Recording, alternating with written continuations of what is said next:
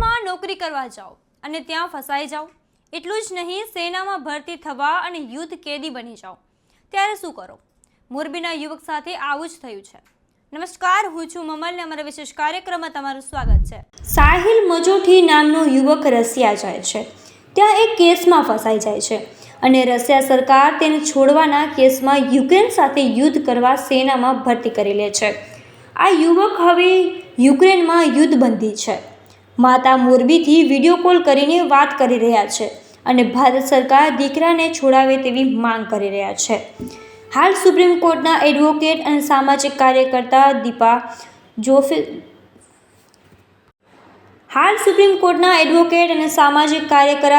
Joseph એ Ukraine જઈને સાહિલની મુલાકાત કરી.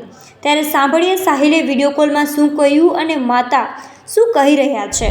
સાહિલ રશિયામાં સ્ટડી માટે ગયો હતો. પછી અહીંયા એના ખોટા ડ્રગ્સના કેસમાં ફસાવી ને યુક્રેન તરફ વોરમાં મોકલવામાં આવ્યું સાહિલને. પછી સાહિલે યુક્રેનનો બોર્ડર પાર કરીને યુક્રેનમાં અત્યારે છે ને યુક્રેનથી અમારા એડવોકેટ દીપાબેન જોસેફ છે, દિલ્હી હાઈકોર્ટના એડવોકેટ, એ ગયા છે અત્યારે યુક્રેનમાં જઈને સાહિલ હારે અમારી ફેસ ટુ ફેસ વાત કરાવી, વિડીયો કોલથી વાત કરાવી.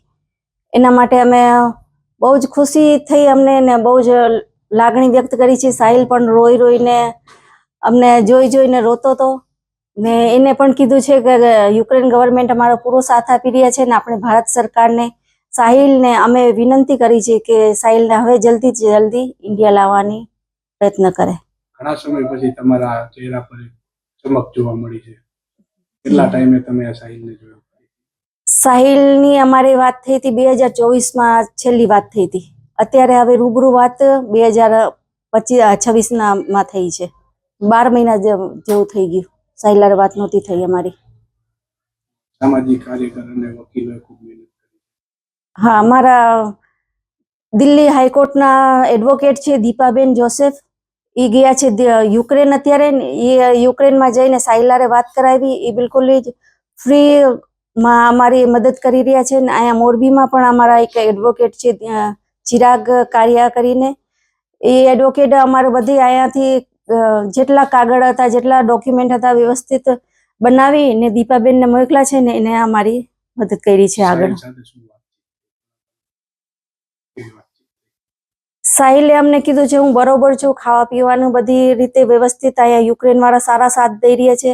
સાહિલ જ્યારે સરેન્ડર કર્યું હતું ત્યારે બીમાર પણ હતો, તેનો ઈલાજ પણ કરાવ્યું છે યુક્રેન વાળાએ ને બહુ સારી રીતે લાગણી વ્યક્ત કરી રહ્યા છે સાહિલ સાથે અત્યારે.